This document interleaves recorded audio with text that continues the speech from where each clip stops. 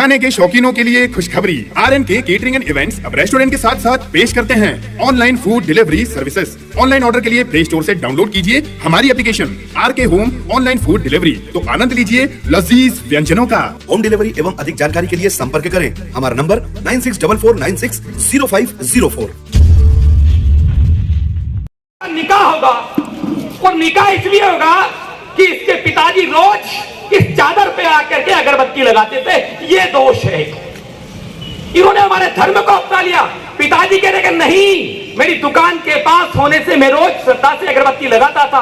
बेटी कह रही मेरी किसी पे कोई श्रद्धा नहीं है, मेरा विवाह जहां होना वहीं होना है। यदि ये बजरंग दल नहीं होता, आर्य समाज के लोग नहीं होते, तो लड़की का विवाह होना संपन्न होना संभव नहीं था।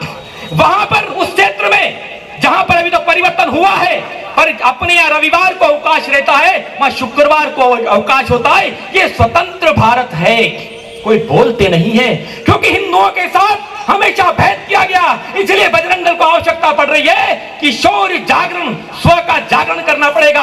आप सबको पता होगा कि केरल में मौपरों में खिलाफत आंदोलन के समय अनेकों हिंदू गांवों को उजाड़े हैं, अनेकों हिंदू बहनों के साथ अत्याचार किया है। आज वो उस समय की तात्कालिक सरकार ने ऐसे मौपलों को स्वतंत्रता संग्राम सेनानी इस नाम से उनको पेंशन चालू है, कहीं से भी हो उनके जेब में लाभ जाना चाहिए और हिंदुओं का जेब कटना चाहिए। आपको लगता नहीं है कि हिंदुओं का जेब कटता है? तो कटता है कि आज दादा के दरबार में, तिरुपति बालाजी में जो लाखों करोड़ों की श्रद्धा जो श्रद्धा निधि जो चढ़ाते हैं, जो दान जाता है, वो कौन करता है? वो हिंदू ही करता है। और सारे दान का उपयोग कौन करता है? ठीक है, देश के लिए होता है। महंकाल उज्जैन जैसे स्थान से भी कोरोना के काल में लाखों रुपए शासकीय अस्पताल को उस ट्रस्ट से दिए गए। मैं आपसे पूछना चाहता हूं कि चादर फदर के किसी ट्रस्ट ने कहीं दिया क्या? 1 लाख रुपए भी कभी नहीं दिया, क्योंकि भरत भूमि को भरत भूमि मानते नहीं है। और यदि भरत भूमि को भरत भूमि मानते होते तो जब भारत का नाम भारत किया गया, इंडिया हटाया गया, तो विरोध करने वाले कौन? वही लोग जो इस धरा को भारत मां मानते नहीं, और जो भारत का, जिसको भारत से प्रेम नहीं है। तो फिर क्या होगा? हालांकि मैं आपको विश्वास दिलाता हूं कि ये भी अपने ही हैं। अपने क्यों है? क्योंकि जिस समय बाबर और मुगलों का आक्रमण हुआ था, तो जो डर गए वो बदल गए, और जो शूरवीर थे वो प्राणों की आहुति दे दी, पर बदले नहीं, धर्मांतरण नहीं किया है। तो इनकी रगों में भी जो खून है वो किसका है? किसी न किसी रामलाल का, किसी कृष्णचंद्र का, किसी कन्हैया लाल का ही है। क्योंकि ये बदले हैं, सब अवस्थान से कोई नहीं आया है, सभी इसी धरा से है। इसलिए हम सब एक हैं, हम विचारों का परिवर्तन करेंगे, और हमारे ऐसे भूले भटके जो बिसर गए हैं, धर्मांतरित हो गए हैं, उनको भी हम वापस लाएंगे। और जो वापस आएगा वो देश में, स्वतंत्र भारत में, जो कि धर्मनिरपेक्ष राष्ट्र है। पर ये सच है कि आप भी जब विदेशों में जाते हो तब यही कहा जाता है कि हिंदुस्तान से आया है। बंधुओं, इसलिए हम सबको शौर्य का जागरण, और ये शौर्य का जागरण केवल एक यात्रा से संभव नहीं है, ये शौर्य का जागरण आज की परिस्थिति में घर घर करना होगा। यदि नहीं हुआ तो क्या होगा? तो आप सबको पता है कि बंगाल की स्थिति क्या है। ममता मैडम जो है वो पूरी की पूरी क्या स्थिति बन गई है कि वहां पर म्यांमार से, बंगाल से और अन्य लोगों को बचा करके, और हिंदुओं के साथ अनेक गांव ऐसे स्थिति बन गई है कि वहां पर वो स्वतंत्र नहीं रह सकते हैं, वो अपने पूजा पाठ नहीं कर सकते हैं। अभी श्री कृष्ण जन्माष्टमी पर आपने पाकिस्तान का एक चित्र जो सोशल मीडिया पे वीडियो चल रहा है देखा होगा।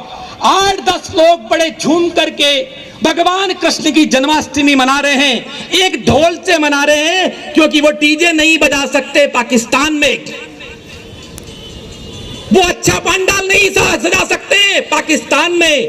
तो यदि हम नहीं जागे तो ये भारत की स्थिति करने के लिए तैयार है। और उस स्थिति को बनाने के लिए कौन कौन लोग, जो सारे दल एक साथ जो इकट्ठे हो रहे हैं ना, ये भी उसमें सहमत हैं, क्योंकि ये एक योजना बना रहे हैं ईसाई के नाम से, अन्य लोगों के नाम से, और देश को, समाज को तोड़ने का प्रयास किया जा रहा है, और सामाजिक समरसता को तोड़ने का काम किया रहा है। जाति भेद बढ़ा करके करोड़ों रुपए का इन्वेस्ट विदेशों से आ रहा है। केवल लड़ने के लिए काम नहीं कर रहा है, ये समाज की सुरक्षा के लिए काम कर रहा है। बजरंग दल उन जैसे बलिदानी, जो खंडवा में सीताराम को किसने मारा था आप सबको पता होगा। कौन था सीताराम? वो पुलिस में सेवा दे रहा था। अपनी सेवाएं देते हुए यही रेलवे स्टेशन के पास गोली किसने मारी थी? कहां से आया था? तो पठानकोट के एयरबेस पर गोली बरसाने वालों को उसकी मां जब फोन पर बोल रही थी, बेटा बोल रहा था आतंकवादी था, गोली चला रहा था, फिर भी उसकी मां पूछ रही थी भोजन कर लिया क्या? हमारे यहाँ की मां यदि उसका बेटा किसी को लपड़ मार रहा हो, चाहे वो दुश्मन हो, तब भी मां कहती कि बेटा छोड़ दे। और एक वो मां जो हमारी सेना पर गोलियां बरसा रहा है और उसको बेटे को ये कह रहे कि बेटा भोजन कर लिया क्या? ये कौन सा धर्म है? ये कौन सी संस्कृति है? क्या इस संस्कृति से देश और समाज में शांति स्थापित होगी? कभी नहीं होगी। यदि शांति स्थापित करना है तो हिंदू सनातन संस्कृति की ध्वजा भगवा को लहराना होगा, खड़ा रखना होगा, तभी विश्व में शांति स्थापना हो सकती, अन्यथा नहीं हो सकती। मैं आपसे पूछता हूं कि जम्मू कश्मीर में जो 370 लगी थी, क्या स्थिति थी? अभी 370 हटी है। बड़े सौभाग्य का विषय है भारत के लिए। एक देश दो निशान, ये कौन सी परंपरा थी? एक देश एक निशान। मेरा राष्ट्रीय ध्वज तिरंगा है तो पूरे देश का राष्ट्रीय ध्वज तिरंगा होना चाहिए, मेरा अलग क्यों होगा? वहां क्या चलता था आपको मालूम है? वहां के जवान, पुलिस, सेना क्या बीतती थी उनके ऊपर कि आए दिन जो जब मर्जी पड़े पत्थर बरसा देता था। सेना के जवान हाथ बांधे खड़े रहते थे। यही देश भारत था ना। इस देश में सत्ता में जो लोग थे, क्या उनमें इतना हिम्मत नहीं थी कि वो भारत के ऐसे आक्रमणकारियों को रोक सके? इसलिए हिम्मत नहीं थी कि खंडवा के बड़े आकाओं का फरमान ये जारी होता था कि आप हमारे लोगों पर जुल्म ढा रहे हो, शांति प्रिय लोगों पर जुल्म ढा रहे हो। तो डर जाते थे। डरने की जरूरत नहीं है। ये आज हिंदुत्व के कारण ही आज इतना हुआ है।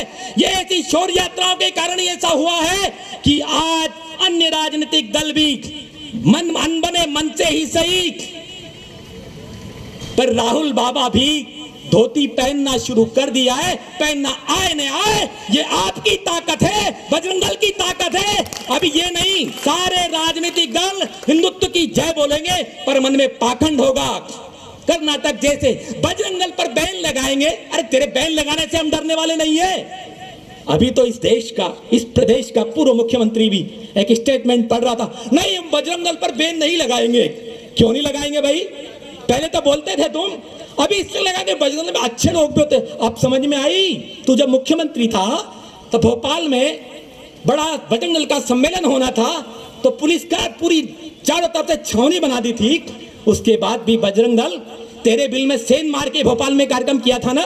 तो हम सत्ता के आधार पर चलने वाले नहीं है। हम केवल सत्ता से मत करना परिवर्तन का आस, जागृत जनता के केंद्रों से होगा अमर समाज। विजय प्राप्त करके रहेंगे, भगवा को झुकने नहीं देंगे। यह हिंदुस्तान है, ये बजरंग दल है। सत्ताएं आती और जाती है, सत्ताएं आती और जाती है, पर इतना जरूर है कि जो हिंदू हित की बात करेगा वही देश पर राज करेगा। जो हिंदुत्व का विरोध करेगा उसकी स्थिति क्या हो गई है ये आप समझते हो।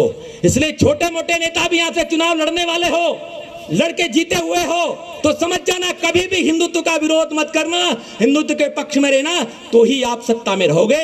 अन्यथा हिंदू समाज, अब सोशल मीडिया का जमाना है, केवल इतने लोग बैठे ऐसा नहीं है, अभी थोड़ी देर बाद हजारों हजार लोग इस वीडियो को सुनेंगे, समझेंगे। मैं देख रहा था कि जब यात्रा निकल रही थी तो छोटी छोटी खिड़कियों से हमारी माताएं, बहनें, वृद्ध, बालक सब वीडियो बना रहे थे। बड़ा उत्साह था, उनको लग रहा था कि भगवा लेकर के कुछ युवा निकले हैं, यही देश का काम करते हैं, यही देश की सुरक्षा करते हैं। इतना आत्मविश्वास अब समाज में जगा है। परिवर्तन संसार का नियम है, इसलिए आज केवल भारत ही नहीं पूरे विश्व में हिंदुत्व की लहर जगी है। और तभी तो दुबई में भी राम मंदिर बन गया। तो भारत में अब तुम क्या रोक पाओगे? दुबई में भी राम का मंदिर है और हजारों की संख्या में इस्कॉन के माध्यम से लोग मतांतरण होकर के हिंदू बन रहे हैं, उनको लग रहा है। इसलिए वहां के भी आप देख रहे हो कि हरे रामा हरे कृष्णा ये विश्व में हो रहा है निश्चित। पर जब जब भी किसी भी सफलता को प्राप्त होती है, जब जब भी कोई बड़ा काम किया जाता है तो छोटी समस्याएं आती है। और जब मझधार में नाव पहुंचने के बाद जब किनारे लगने वाली होती जब भी ज्यादा झटके लगते हैं और वह झटके अभी हमें देने का प्रयास किया जा रहा है, पर हिंदुत्व अब डिगने वाला नहीं है, किनारा पार करके रहेंगे। और सत्संग में ले जाऊं, क्योंकि सत्संग बिनु होए, सब आप लोग जानते हो कि बिना सत्संग के बुद्धि सही नहीं होती है, और हमको सबकी बुद्धि सही करना है। अपने आप समाज में परिवर्तन होगा, और समाज में परिवर्तन होगा तो बड़ा परिवर्तन होगा। आज हम देख रहे हैं कि लोगों में आध्यात्मिक भावनाएं बढ़ रही है।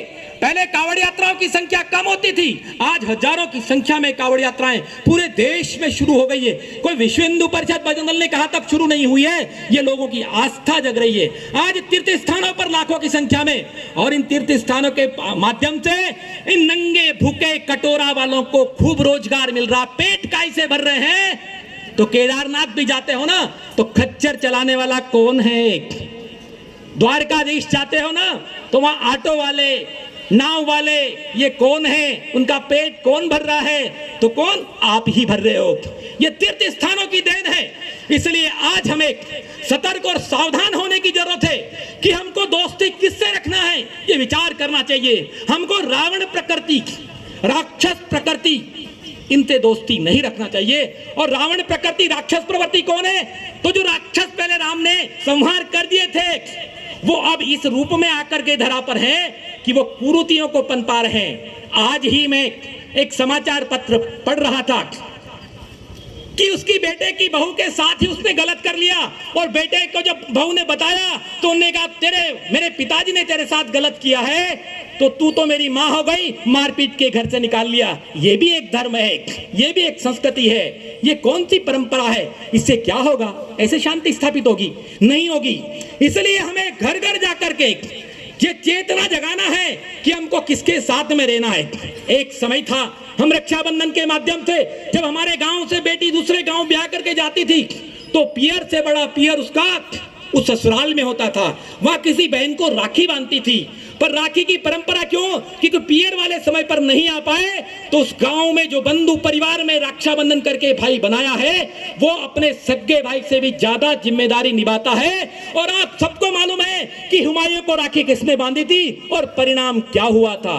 आपको किसको राखी बांधना है, किसके साथ संबंध रखना है, अंचर पंचर वालों के चक्कर में मत पड़ना। और अभी लैंड जिहाद जो चल रहा है उसको रोकना चाहिए। ये लैंड जिहाद के माध्यम से अभी आप देखोगे जहां की भी कहीं पुलिया होगी तो वहां डाल दी चादर है, कुछ भी नहीं है, चादर डाल दी और धीरे धीरे स्थापित होने की कोशिश करते हैं। ये राष्ट्रीय राजमार्गों पर, रेलवे स्टेशनों पर, जगह जगह जहां पर पब्लिक पहले से वहां पर अपना कब्जा जमाना चाहते हैं, और ये लैंड जिहाद है। और ये लैंड जिहाद का परिणाम क्या होगा कि भगवान न करे, वैसे इतनी हिम्मत नहीं है, पर जब गृह युद्ध जैसी स्थिति कोई बनी तो ये उन स्थानों का दुरुपयोग करेंगे। आपको सबको मालूम है कि जम्मू कश्मीर में आतंकवादियों को शरण स्थली कौन सा धर्म स्थान देता है, कौन से स्थानों में छुप करके वो गोलियां बरसाते हैं हमारे सेना के जवानों के ऊपर। इसलिए ऐसे स्थानों को चिन्हित करके सरकार को भी चाहिए, प्रशासन को भी चाहिए कि ऐसी लैंड जिहाद को तुरंत रोके। ऐसे स्थानों से देश को, समाज को खतरा है। यदि वो नहीं रोका गया फिर लैंड जिहाद, अभी व्यापार जिहाद शुरू हो गया है कि जहां पर सब्जी मंडी में 4 हिमाल इकट्ठे थे, पहले हाथ जोड़ के राम राम करके उन्होंने हेमाल का लाइसेंस बना लिया। धीरे धीरे 4 के 40 हुए।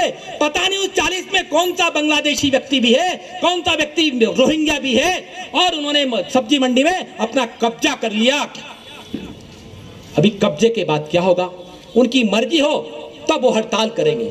इसलिए छोटी छोटी चीजों पे ध्यान हमको रखना है। सारे समाज को चिंतन करना चाहिए कि हमको समर्थ होना चाहिए और ऐसे लोगों से बचना चाहिए।